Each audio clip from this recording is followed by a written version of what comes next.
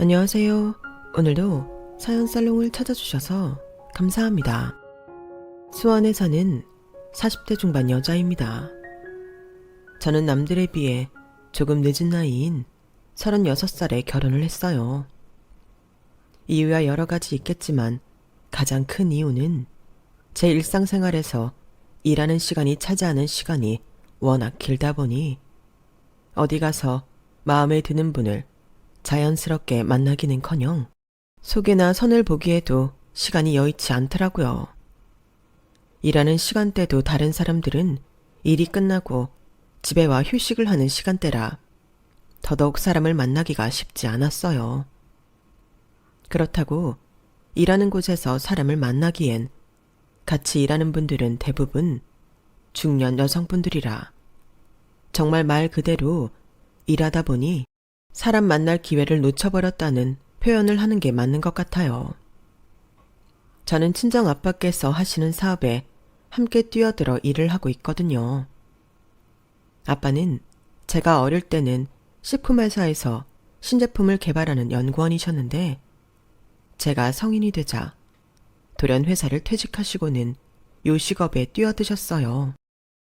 자식을 키우는 동안은 안정적인 직장을 선호하시다가 자식을 다 키우고 나니 이제는 한번 꿈꾸던 일을 해보고 싶다고 하셨죠. 그렇게 아빠께서 가장 먼저 차리신 식당은 고추장 석쇠 불고기를 메인으로 한 한정식집이었어요.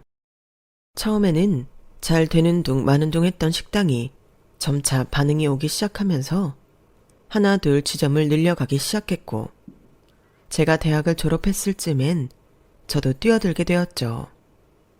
학생 시절 서빙 알바부터 시작해서 졸업하면서 본격적으로 일을 시작했어요. 매니저 점장부터 시작해서 차근차근 천천히 일을 배웠죠. 그렇게 10년이 흐르고 나니 아빠는 사업을 확장하기 위해 감자탕집도 여셨어요. 지점이 여러 개인 한정식 브랜드는 이미 유명해질 대로 유명해지고 매출은 안정적으로 잘 나오고 있었기에 한동안은 감자탕집에 열중했던 것 같아요. 이런저런 사이드 메뉴 개발부터 사람들도 새로 뽑아야 했어요. 그렇게 저의 소중한 가게에 첫 점장을 맡게 된 게 지금의 제 남편이었어요. 남편은 프랜차이즈에서 매니저로 일한 경험은 많았지만 점장 경험은 없는 사람이었어요. 이렇게 막 시작하는 가게에 점장을 맡기기엔 불안한 감이 없지 않았지만 아빠께서는 남편을 괜찮게 봤던 모양인지 과감한 결정을 내리셨죠. 감사합니다. 열심히 하겠습니다. 저희는 직급은 달랐지만 나이는 같았어요. 아빠께서는 그동안의 경험을 토대로 이 가게는 저에게 제대로 맡아 키워보라 하셨고 그렇게 저와 남편은 가게 매출을 올리기 위해 여러 가지 아이디어 회의를 했어요. 일도 함께하고 거의 모든 시간을 붙어있다 보니 환경상 좋든 싫든 정이 붙을 수밖에 없긴 했죠. 시간이 흐르자 언제부터인가 주변 직원들조차 저희 관계를 궁금해할 정도로 친밀한 관계가 되어 있었어요. 부장님, 저희 무슨 관계예요? 네? 무슨 관계기는요? 부장이랑 점장 관계죠. 어느 날 뜬금없이 물어보는 질문에 저는 그제서야 남편이 제가 주변에서 만날 수 있는 동갑내기 또래 남자라는 걸 처음으로 인식했어요. 요식업이라는 게 생각보다 업무 강도가 높은 일이라 일에 치여 정신이 없다 보니 그런 생각조차 할 겨를이 없었거든요. 아, 직원들이 자꾸만 저희 보고 무슨 관계냐고 물어봐서요. 전부터 아는 사이였냐고 하고 저희가 좀 친해 보이나 봐요. 친하기야 하죠. 맨날 같이 일하고 회의하느라 가족보다 오래 붙어 있으니까. 그러게요. 이쪽 일 하다 보니까 진짜 누구 만나기가 어려워요. 일하는 시간대도 이렇다 보니까 다른 일 하는 사람들은 이해해주기도 어렵고. 이래서 같은 쪽 일하는 사람 만나야 하는데. 그러게요. 근데 그게 그게 쉬워야 말이지. 어렵게 생각하면 어렵지만 쉽게 생각하면 또 쉬운 거죠. 의외로 인연이란 게 그렇게 먼 곳에 있지만은 않더라고요. 부장님도 잘 찾아보시면 의외로 가까운 곳에 있을지도 모르잖아요. 뭐예요, 속보이게? 그런가? 너무 속보였나요? 겉으로는 시덥잖은 농담을 주고받으면서도 당신 남편이 은근하게 던지는 말들이 어떤 의미인지는 명확히 알았던 것 같아요. 저도 그땐 나이가 나이니만큼 눈치도 빨랐고 요즘 들어 그가 저에게 부쩍 잘해주고 있다는 듯한 느낌을 받긴 했거든요.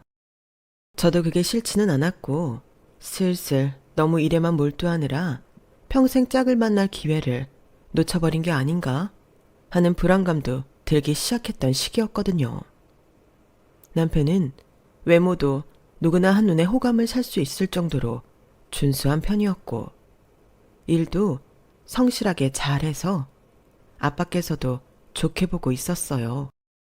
옆 사람을 잘 챙겨주는 세심함도 갖고 있고 유머 코드도 잘 통하는 사람이라 문득 이런 사람과 결혼하면 어떨까 하는 생각이 들긴 하더라고요. 오랜 시간을 혼자 고민해 본 결과 나쁠 게 하나도 없다는 생각이 들었어요.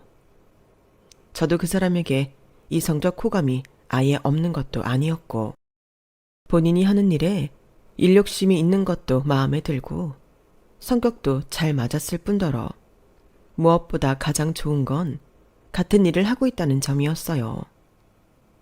일반 직장인에게는 같은 회사를 다닌다는 게 굉장히 부담스러운 단점이 될 수도 있지만 저에게는 그 점이 오히려 장점이 되었던 것 같아요.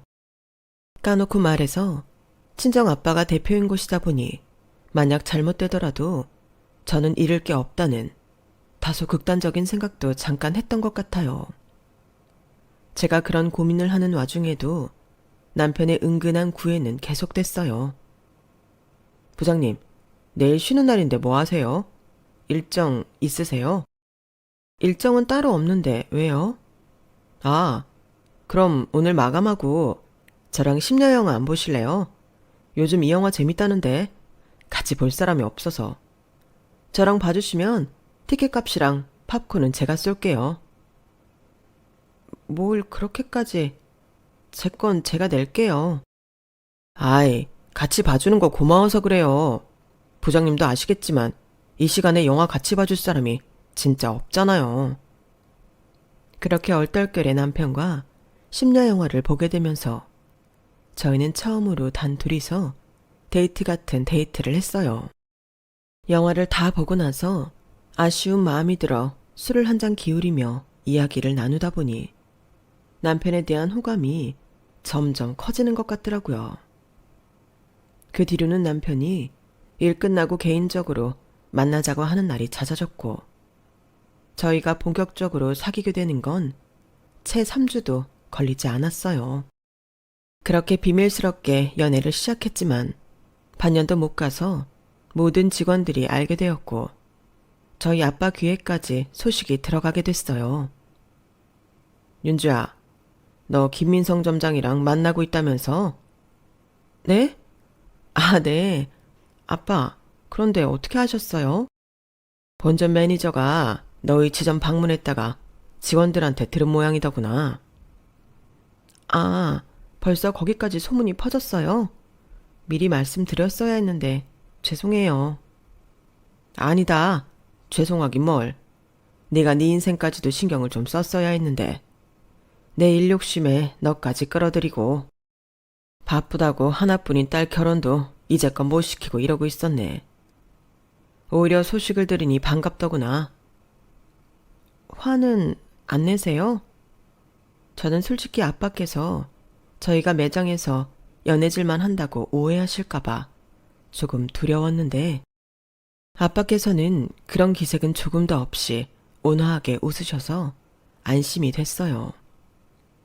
화는 무슨, 민성이 정도면 괜찮지. 착실하고 예의도 바르고 나는 늘 네가 너보다 더 사회적으로 지위도 높고 능력 좋은 사람을 만나길 바랬는데 살아보니 그런 것도 다 소용없고 그저 네가 좋아할 만한 사람, 널 아껴주는 심성 착한 사람이 최고인 것 같다구나. 민성이는 결혼 생각이 있다고 하던데 넌 어떠냐? 네? 아빠, 민성 씨랑 벌써 이야기 나누셨어요? 당연하지. 내 딸이랑 내가 뽑은 우리 직원이 사귄다는데 한번 만나서 얘기를 들어봐야지. 민성이는 너한테 꽤나 진심인 것 같아서 마음에 들었다. 난 너희 둘이 나이도 어느 정도 있고 하니 결혼 전제로 만나면 좋을 것 같아서. 근데 너희 생각이 중요하니 알아볼 필요가 있어서 부른 거다. 아빠도 참, 저야 당연히 이대로 잘 사귄다면 결혼할 마음이야 있죠. 그런데 민성 씨도 생각이 같은 줄은 몰랐네요. 민성이랑 너랑 결혼하면 민성이한테 높은 직급이 하는 일도 맡길 생각이 있어. 애가 아주 야무지고 본점 맡아서 키우는 속도 보니 예사롭지가 않은 게 내가 사람 하나 잘 뽑은 것 같다. 너한테 잘해준다면야 내 입장에선 이보다 더 나은 사위 후보가 없지. 어쩌다 보니 좋은 사위까지 얻은 것 같아서 기분이 좋구나. 생각해보면 그때가 민성 씨랑 사귄 지 반년도 채 안 되었을 때인데 붙어있는 시간이 워낙 길어서였는지 체감상 1년은 넘게 사귄 것 같은 기분이었어요. 그래서 아빠께서 결혼 이야기를 한 게 마냥 성급하게 느껴지지도 않았고 민성 씨도 저랑 결혼 생각이 있다고 했다는 이야기를 들으니 내심 기쁘더라고요. 그렇게 저희는 연애부터 결혼까지 정말 물 흐르듯 자연스럽게 흘러갔던 것 같아요. 그로부터 정확히 1년 뒤 저희는 직원들에게 청첩장을 돌리게 되었어요. 결혼을 준비하자마자 바로 할 수는 없으니 35이라는 나이가 촉박하게 느껴졌어요. 마치 예쁜 시기에 결혼할 수 있는 나이가 얼마 남지 않은 것 같은 기분이었죠. 민성 씨는 결혼을 준비하는 과정에서 어찌나 들떠하는지 이미 유부남이 되기라도 한 것처럼 부부 행세까지 시작을 했죠. 여보, 이번 달엔 우리 하이볼을 만들어서 같이 팔아보는 건 어때? 요즘 이색 하이볼이 유행하잖아. 얼그레이 하이볼 같은 거. 여보는 무슨, 우리 아직 결혼도 안 했는데 그렇게 부르지 마. 낯간지러워. 와, 점장님 진짜 꿀 떨어지신다. 부장님 부러워요. 남편한테 완전 사랑받는 아내 되시겠다. 매니저님, 그런 소리 말아요. 식장 들어가 보기 전까진 모르는 거야. 부장님, 너무하신 거 아니에요? 점장님 상처받으시겠다. 직원들 앞에서는 낯간지러운 척 했지만 사실 좋긴 했어요. 연애를 안 한 지 워낙 오래돼서 이런 게 연애구나 싶고 인생에 드디어 온전한 나만의 편이 생겼구나 하는 생각이 드니 너무 좋더라고요. 연애 기간은 비록 짧았지만 매일 붙어 있다 보니 짧다는 생각도 별로 안 들어서 그다지 성급하다는 생각도 들지 않았던 것 같아요. 결혼 준비를 하는 과정에서 양가 부모님의 환대를 받는 것도 참 좋았어요. 대부분 결혼을 한다고 했을 때 양가 부모님 중 한쪽이 못마땅해 하거나 반대하기 시작하면 꽤나 골치가 아파지던데 그동안 일을 하며 민성 씨를 좋게 봐온 저희 아빠부터 시작해서 예비 시댁에서도 저를 굉장히 반기는 분위기였어요. 인사를 간 첫날부터 조금 부담스러울 정도로 잘해주셨죠. 아우, 우리 귀하디 귀한 대표님 따님께서 우리 집에 시집을 와주신다는데 우리는 더할 나위 없이 감사하지. 아우, 대표님 따님이라뇨. 어머님, 결혼하면 저는 어머님 며느리예요. 그렇게 말씀하시면 저 부담스러워요. 대표님 따님 보고 대표님 따님이라고 하지? 그럼 뭐라 하나? 그래, 맞지. 우리 집에 시집 와서 우리 며느리 된다고 대표님 따님인 게 바뀌기를 하나. 우리 민성이가 뭐 잘못하는 거 있으면 언제든 말해. 우리가 아주 혼쭐을 내줄 테니까. 말씀만으로도 너무 든든하네요. 감사합니다. 아버님, 어머님. 아, 뭐야. 엄마, 아빠. 아무리 며느리가 예뻐도 그렇지. 친아들을 그렇게 차별하는 법이 어딨어요. 시끄러.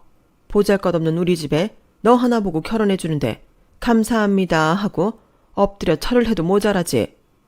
공주님 모시듯이 잘 모시고 살아. 네 인생에 이만한 복덩이가 어딨니? 아, 알겠어요. 나도 안다고. 그래서 내가 와이프 말이라면 껌뻑 죽잖아. 그치, 여보? 어쭈? 식장도 안 들어간 놈이 여보는? 누가 자기 예비신부 아니랄까봐 벌써부터 추접이네. 앞으로 저 꼴 보고 어찌 사나? 부부 사이 좋으면 좋은 거지 뭘 그래요, 엄마는. 질투하지 마세요. 당신도 참 적당히 해. 시댁에 갈 때마다 긴장하긴커녕 늘 화기애애한 집안 분위기에 시댁에 방문하기 전날이면 설레기까지 했죠. 그래서 전 참 복받은 사람이라 생각했어요. 이 사람이 우리 가게의 점장으로 면접을 보러 오지 않았다면 이 나이까지 결혼을 못하고 매장에서 열심히 일만 했을 거란 생각을 하자 눈앞이 아찔해지기까지 했죠. 그래서인지 남편에게 감사하기까지 했어요. 혹시나 결혼을 한 후에 돌변하지 않을까 걱정이 들 정도로 행복한 날들이었어요. 하지만 다행히도 결혼한 후에도 남편도 시댁도 제가 알던 모습 그대로라 금방 안심하게 됐죠. 결혼하고 그나마 달라진 점이라면 남편이 가게에 더 애착을 갖고 일하기 시작했다는 점이었어요. 원래도 일은 열심히 성실히 하던 사람이라 특별히 이상할 건 없었지만 이제 가족 사업이라고 생각을 한 건지 예전보다 더 눈에 불꽃이 튀는 것 같더라고요. 그래서인지 예전에는 너그럽게 넘어가던 일도 조금은 예민하게 하나하나 다 짚고 넘어가는 성향이 생겨 아래 직원들이 조금 피곤해하고 힘들어하는 모습을 보이기 시작했어요. 제 입장에선 그렇게까지 하지 않아도 잘 관리가 되던 직원들이라 과한 처사라고 생각을 했는데 여기서 남편과 의견이 갈렸죠. 하루는 저희 가게에서 오래 일한 대학생 막내 알바생이 대낮부터 가게에서 술을 퍼마시던 진상 할아버지에게 손목이 덥석 잡혀서 술을 강요당한 일이 있었어요. 막내가 처음에는 좋게 거절하다가 나중에 살짝 불쾌한 티를 낸 모양인지 진상 손님이 매니저한테 알바생을 끌고 와 욕을 한 바가지 한 모양이었어요. 매니저는 같은 여자로서 화가 났는지 알바생 편을 들었고 손님 비위를 안 맞추고 알바생 편을 드는 매니저에게 화가 난 진상 손님이 가게에서 난동을 부렸어요. 맛도 없는 음식 팔아줬더니 손님 비위 하나 못 맞추는, 직원 관리도 제대로 못 맞추는, 여기 망해야 된다고 소문낼 거라고 온갖 악담을 퍼부었어요. 결국 아직 출근 전인 남편이 소환당했고 남편은 진상 손님에게 음식과 술값을 안 받기로 하고 손님이 보는 앞에서 매니저를 크게 혼냈죠. 저는 주방에서 몰래 눈물을 훔치는 매니저를 발견한 뒤에야 그런 일이 있었다는 걸 알게 되었고 남편이 너무 과했다는 생각이 들었어요. 여보, 오늘 송이 매니저한테 그렇게 한 건 좀 심했어. 오늘 일은 누가 봐도 그 손님들이 진상이었잖아. 송이 매니저로서는 그렇게 대처할 수밖에 없지. 직원들도 어느 정도 지켜줘 가며 일을 해야 하는데. 그래도 요식업은 손님이 왕이잖아. 그 사람이 진상 손님인 건 우리 입장이고 다른 사람들은 모를 텐데. 후기에 우리 가게 욕 잔뜩 써놓으면 뒷감당해야 하는 건 결국 우리야. 여보, 내가 너무 화낸 건 맞는데 가게를 위해서는 어쩔 수 없었어. 그래, 요즘 사람들 후기에 민감하니까 당신이 무슨 말 하는진 알아. 그래도 송이도 우리 가게에서 오래 일한 오픈 멤버인데 왜 그렇게 했는지 이해가 되는 선에서는 너무 다그치지 않았으면 좋겠어. 그 손님이 솔직히 너무했던 건 사실이잖아. 여보, 당신 뜻은 알겠는데 당신은 너무 사람이 물러서 문제야. 송이가 일 잘하는 거 나도 알지. 근데 걔 성격 좀 죽여야 할 필요가 있어. 손님이 뭐라 하면 듣고만 있어야지. 그걸 따박따박 대답하면 어떡해? 그거야. 우리 막내가 억울한 일 당했으니까 그랬던 거겠지. 그냥 진상짓이었으면 송이 매니저도 가만히 있었을 거야. 그리고 당신도 막내 엄청 예뻐하잖아. 우리 동생 같은 애가 그런 일을 당했는데 솔직히 화나지 않아? 당신이 아무리 뭐라고 해도 난 가게를 위해 내린 결정이야. 이 정도로 끝난 걸 다행으로 여겨. 그 손님이 이상한 소문 냈으면 우리 가게는 끝이야. 조금 우리끼리 의가 상하더라도 손해는 막았으니 된 거야. 사람도 중요하지만 난 가게가 더 중요해. 남편이 이 가게가 내 가게다 라는 생각으로 일하기 시작한 후부터는 사소한 운영 방식에서부터 조금씩 엇갈리기 시작했어요. 그날이 바로 그걸 처음 느끼게 된 날이었어요. 저는 가게의 이익도 중요하지만 오랫동안 요식업 일을 하면서 사람의 소중함에 대해서 참 많이 깨우쳤거든요. 처음엔 저도 젊은 마음에 식당 일 하는 사람이야 언제든 대체 가능하고 공고만 올리면 쉽게 구할 수 있으니 딱히 소중함을 못 느꼈어요. 하지만 결국엔 일하는 사람을 잘 챙겨주고 대우해줘야 가게가 잘 되더라고요. 그런 깨달음을 얻은 게 한두 번이 아니라서 항상 직원들 간에 친밀하고 유쾌한 분위기를 형성하려고 노력해왔는데 남편의 처사는 그 모든 노력을 물거품으로 만드는 행위였어요. 그 일 때문에 남편과 결혼 후 처음으로 크게 싸웠는데 아니나 다를까 다음날 막내가 출근하자마자 저를 찾아왔더라고요. 부장님, 저 이번 주까지만 일하고 관두려고 해요. 오래 일할 수 있다고 했었잖아. 혹시 어제 있었던 일 때문에 그래? 네, 제가 가게에 너무 누를 끼친 것 같아요. 매니저님 얼굴 뵐 면목도 없고요. 그건 내가 대신 사과할게. 점장님이 좀 예민했던 것 같아. 그렇게 대처할 건 없었는데. 솔직히 그냥 오늘부터 나오고 싶지 않았는데 그동안 잘 챙겨주신 다른 언니 오빠들이랑 부장님 봐서 어떻게든 사람 구할 때까진 일하려고요. 계속 일하기엔 심리적으로 힘들어서. 돈은 적게 벌더라도 몸도 마음도 편한 알바를 구하고 싶어졌어요. 죄송해요. 아니야. 솔직하게 말해줘서 고마워. 그동안 일 참 잘해줬는데 아쉽지만 남은 기간 동안 재밌게 일했으면 좋겠다. 어떻게든 막내를 붙잡고 싶었지만 입장 바꿔 생각했을 때 저라도 저를 그런 식으로 보호해주지 않는 상사 밑에서 일한다는 느낌이 들면 바로 직장을 관두고 싶을 것 같다는 생각이 들어 적극적으로 말릴 수가 없었어요. 하지만 정말 이렇게 바로 관둘 줄은 몰랐어서 조금 충격이긴 했어요. 가게에 애정이 많은 친구여서 늘 오래 일하고 싶다고 노래를 부르던 아이였거든요. 그래서인지 남편이 괜히 더 원망스럽더라고요. 그 사건으로 인해 남편과 싸우고 사이가 약간 서먹해진 뒤로 남편은 안 그러려고 노력하는 것 같았어요. 아니, 적어도 제 앞에서는요. 막내가 관두고 가게 분위기가 예전과는 많이 달라졌어요. 가만히 있어도 찬바람이 쌩쌩 부는 듯한 느낌이었죠. 우선 매니저가 우리를 대하는 게 달라지니 직원들도 그 분위기를 따라가는 것 같았어요. 저는 남편이 좀 예전처럼 사람들을 대하길 바랬고 남편도 그런 척 노력하는 것 같았지만 척뿐이었던 것 같았어요.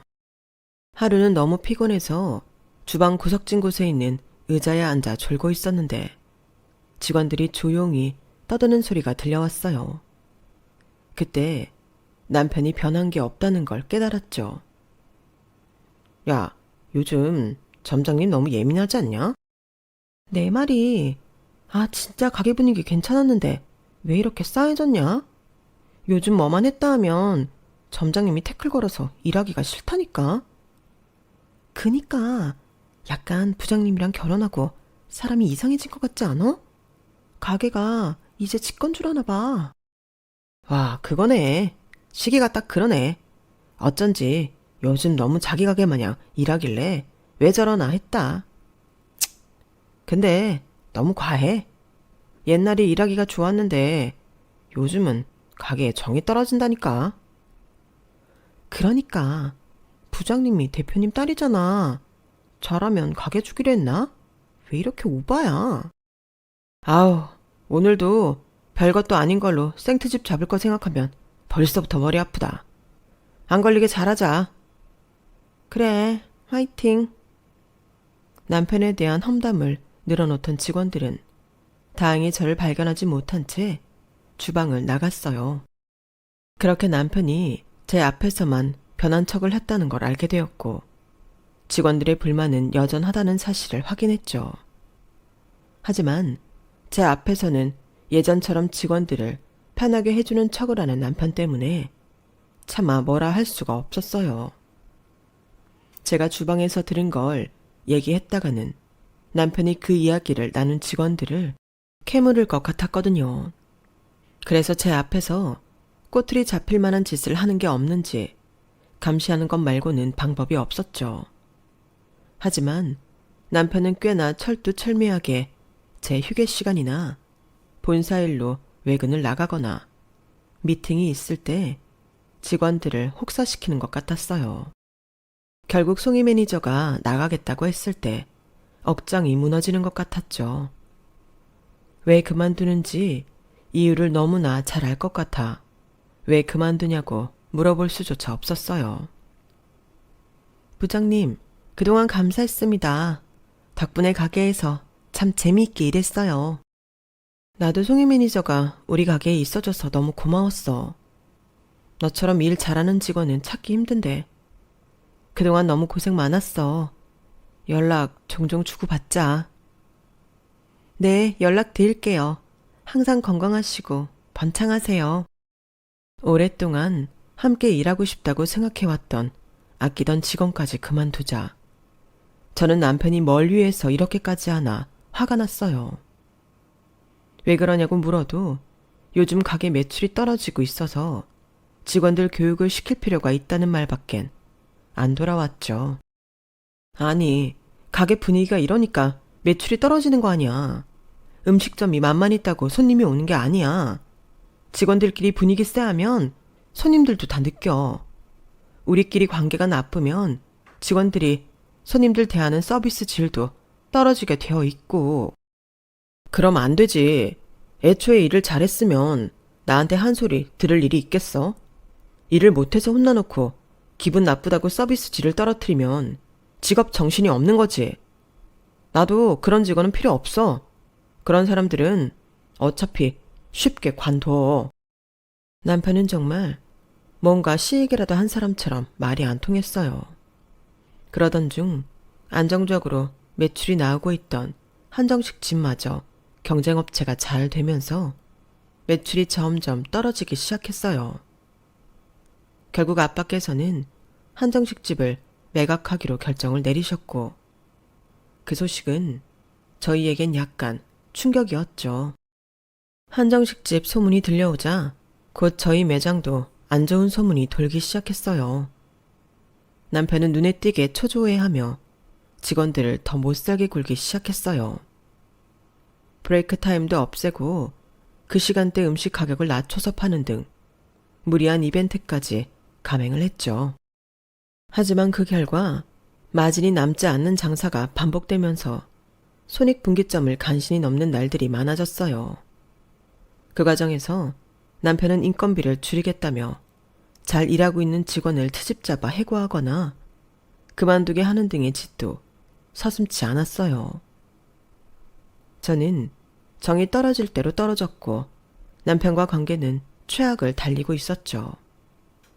그러던 어느 날 아빠께서 가게에 직접 찾아와 저희 두 사람을 불러내셨어요. 아빠의 입에서 나온 말은 충격적이었죠. 얘들아, 미안한 소식이지만 이 가게도 곧 접어야 할 것 같다. 건물주가 임대료를 올렸는데 지금 매출로는 더 이상 감당하기가 힘들겠어. 네? 이제야 좀 잘해보려고 하고 있는데 장인어른, 이건 아니죠. 안 돼요. 네가 열심히 해준 건 안다만 지금 매출로는 임대료는커녕 적자만 나오게 생겼어. 지금은 적자를 감당하고 있을 때가 아니야. 더 늦기 전에 가게를 정리하는 편이 낫다. 그럼 저희는 뭐 먹고 살라고요? 이제 와서 다른 식당에 가서 일할 순 없잖아요. 둘 다 이 정도 경력이면 다른 곳 가서도 충분히 환영받을 거야. 조금만 버티고 있어라. 내가 금방 다시 방안을 마련해서 부를 테니까. 응? 진짜 장인어른만 믿고 열심히 일했는데 그 결과가 이거라니. 이게 뭡니까? 여보, 무슨 말을 그렇게 해. 매출 못 낸 건 우리야. 아빠도 속상하실 텐데 당신이 그렇게 말하면 어떡해? 나는 가게 살려보겠다고 별의 별짓을 다 했어. 나는 이런 말 할 자격 있어. 내가 어떻게 노력했는지 알면서도 기회 한 번 안 주고 가게를 접으라는 장인어른께서 너무한 거지. 우리 아빠 가게야. 여기 우리 아빠가 투자한 가게 아빠가 접겠다는데 뭔 상관이야. 당신 참 말 짜증나게 한다. 장인어른 가게가 내 가게지. 언제까지 장인어른께서 운영하실 수 있을 것 같은데? 당연히 나중에 물려주실 텐데 그럼 내 가게 아니야? 아니, 물려줘도 아빠가 나한테 물려주지. 왜 당신한테 물려줘? 그만들 해라. 내가 어찌됐든 방안은 마련하고 있으니까. 그럼 적어도 무슨 방안을 마련하고 있는지는 말씀해 주셔야 하는 거 아닙니까? 저희 보고 손 놓고 기다리라고만 하시면 어떻게 기다려요? 남편은 이성을 잃었는지 따박따박 말대답을 했고 아빠께서는 그 모습을 좋지 않게 보신 것 같았어요. 그도 그럴 것이 마치 가면이라도 벗겨진 사람처럼 결혼 전에는 마냥 차분하고 예의 바른 모습만 보였던 사람이었거든요. 저야 가게 일하면서 점점 변하는 남편의 모습을 지켜봐와서 나름대로 저 과민한 반응이 익숙해진 모양이었지만 아빠께서는 화가 좀 많이 나 보이셨어요. 그래서 저는 대충 아빠께 알겠다고 하고 상황을 정리해버렸어요. 아빠께서 돌아간 후에도 남편은 한참 불만을 쏟아버렸죠. 가게는 3개월 정도 더 운영하고 접기로 했고 그 남은 3개월 동안 더욱 히스테릭해진 남편을 보는 건 정말 고역이었어요. 가게 일하면서 힘들고 안 좋은 추억도 많았지만 그래도 무엇보다 아빠가 운영하시는 한정식집을 벗어나 처음으로 단독 운영을 해본 가게라 애정이 남다른 가게였어요. 그런 가게를 접자니 저도 아쉬움이 많이 남고 슬프기도 해서 마지막만큼은 좋게 마무리하고 싶었죠. 하지만 마지막의 마지막 날까지 퉁명스러운 남편 때문에 직원들과도 좋은 분위기로 이별하지 못했어요. 끝나고 회식이라도 하자는 저의 제안에도 곧 백수될 건데 무슨 돈으로 회식을 하냐며 비아냥대기만 했죠. 가게를 다 정리하고 잠시 쉬는 기간이 생겼을 땐 더 했어요. 마냥 손 놓고 쉬고만 있을 수는 없으니 저는 다른 일을 구해 나갔는데 남편은 좀 쉬다 구한다는 핑계로 일을 구하지 않고 있더라고요. 여보, 이제 쉰 지 3달이 다 되어가는데 슬슬 일 좀 해야 하지 않아? 나 너무 불태웠었나 봐. 다시 식당 일 하기가 싫으네. 불태운 거랑 이거랑 무슨 상관이야. 이제 정리한 가게 생각은 그만하고 새로 일할 곳 구해야지. 아니 여보, 가게에 한번 애정을 붙여보니까 애정 없는 가게에 가서 일하기가 싫어. 무슨 말인지 알지? 요식업 쪽은 업무 강도도 높은데 내 가게도 아닌 데서 그렇게 일하기 싫단 뜻이야. 어차피 남 좋은 일 하는 거라는 걸 아니까. 그게 왜 남 좋은 일이야? 우리도 다른 데 가서 일하면 나중에 혹시라도 다시 우리 가게 차리게 됐을 때 엄청나게 도움되지. 이런저런 경험해봐서 나쁠 건 하나도 없어. 아, 몰라. 나는 일하고 싶은 마음이 생기면 그때 일할 거야. 당분간은 당신 혼자 일 좀 해. 아니, 애처럼 왜 그래? 가게 접은 건 유감이지만 우리도 먹고 살아야 될 거 아니야. 이렇게 손 놓고 있는다고 뭐가 달라져? 왜 강요야? 여보, 그리고 솔직히 내 입장을 생각해봐. 힘 빠질만 하지. 그래도 장인어른이 대표로 있는 회사에 점장으로 일하니까 직원들도 대우가 다르고 내 입맛대로 가게 운영도 할 수 있었는데 갑자기 연고도 없는 식당 가서 일한다고 누가 내 능력을 알아나 주겠냐고. 아, 몰라. 장인어른이 내 인생 망쳤어. 이제 어떡할 거야? 뭐? 우리 아빠가 당신 인생을 망쳤다고? 제정신이야? 그럼 망쳤지. 안 망친 거야? 처가만 믿고 인생 베팅했는데 이게 뭐야? 당신, 내가 당신이랑 결혼하기 전엔 당신보다 어린 애들한테 얼마나 인기가 많았는지 알아? 당신이 대표 딸이라는 것만 몰랐어도 내가 굳이 당신이랑 연애할 일은 없었어. 더 예쁘고 어린 애들도 많은데 뭐하러? 대표 딸이라고 하니 후광이 나 보여서 연애도 하고 결혼도 했더니 결국 이게 뭐야? 그지 같은 처가 때문에 내 인생만 꼬였네.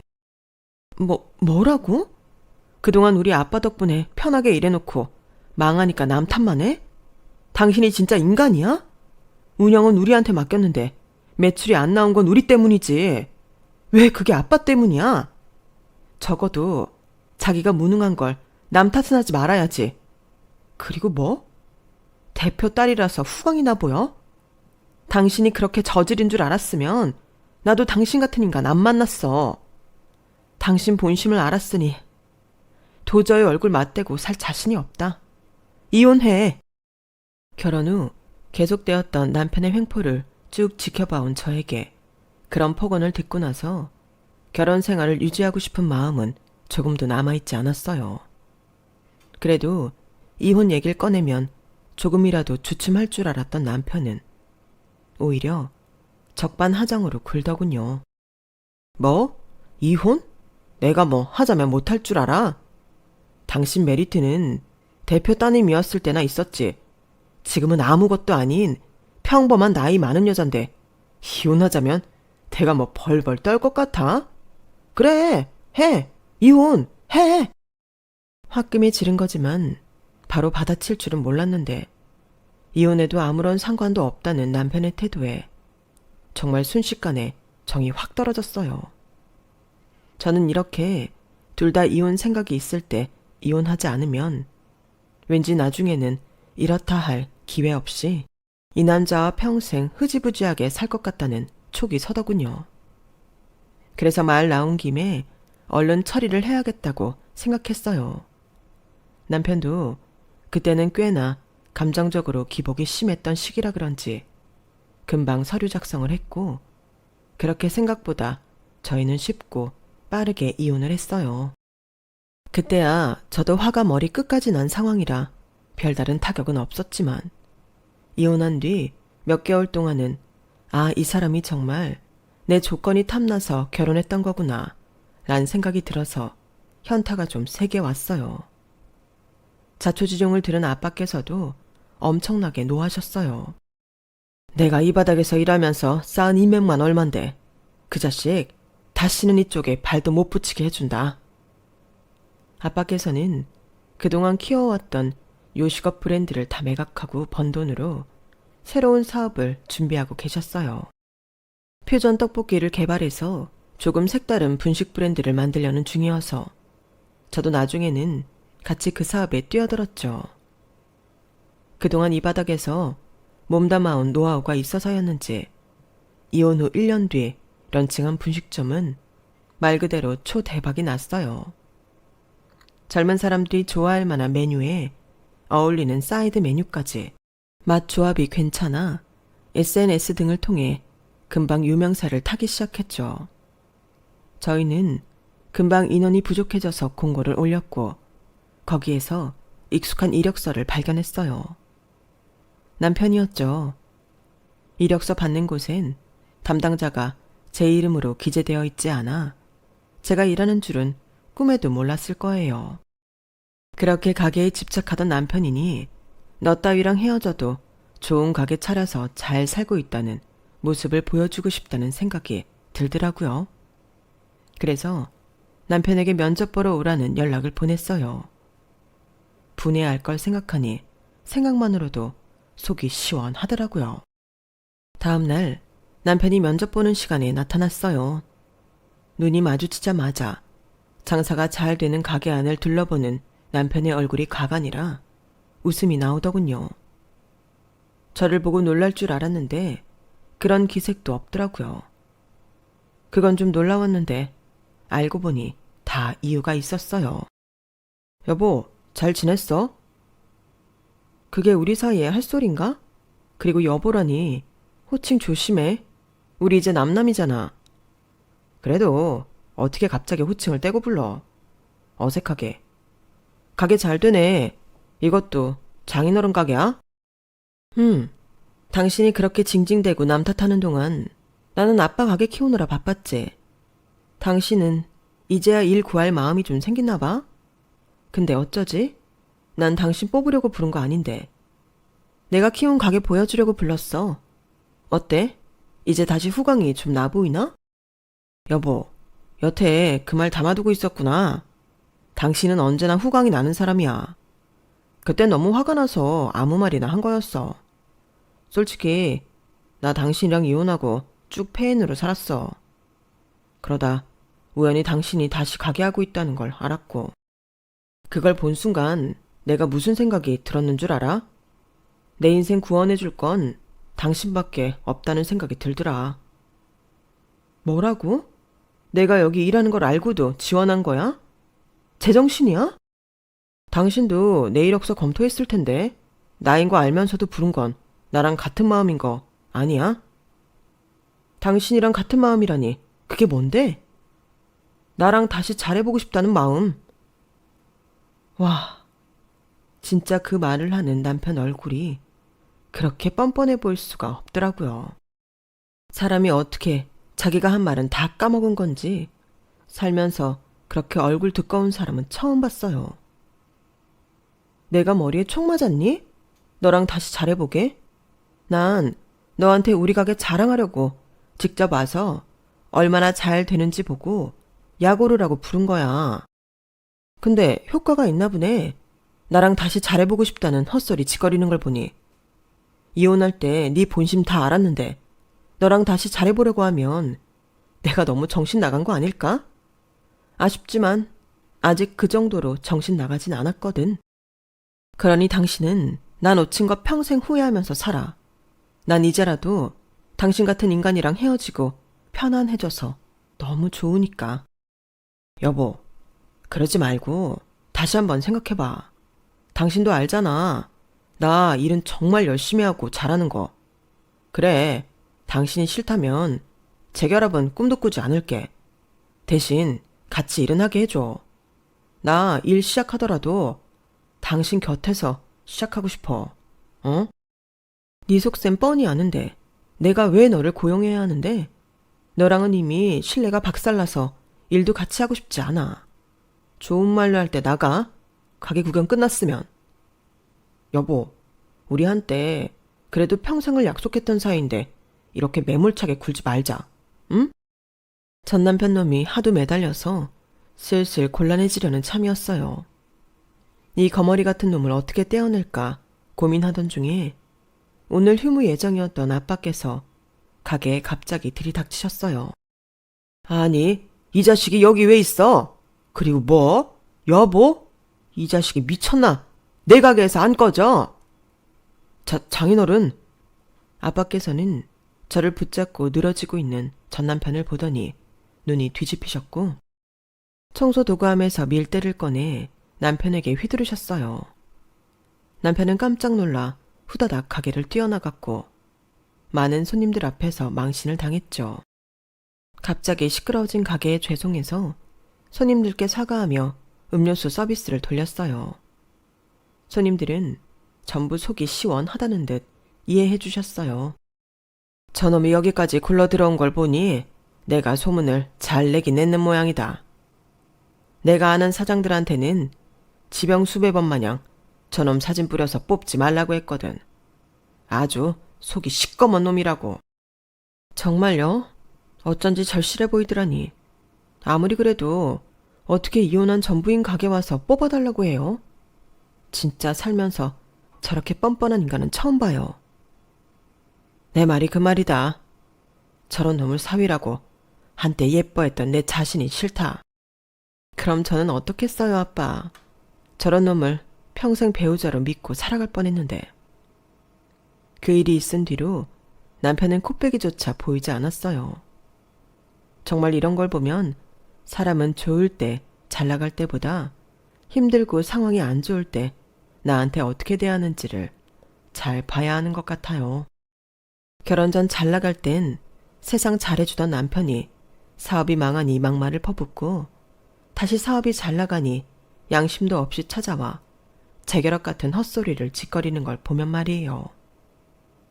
여러분께서도 평생을 함께하고 싶은 사람이 생긴다면 인생의 안 좋은 시기에 나를 어떻게 대하는 사람인지를 잘 살펴보세요. 내가 가장 보잘것없는 상태일 때 인간은 숨겨져 있던 본성을 드러내기 마련이더라고요. 지금까지 제 사연을 들어주셔서 감사합니다. 매일매일 행복하세요. 여러분, 사연 댓글에 응원과 현명한 조언 부탁드려요. 좋아요와 구독은 저에게 큰 힘이 됩니다. 오늘도 좋은 일 가득하세요.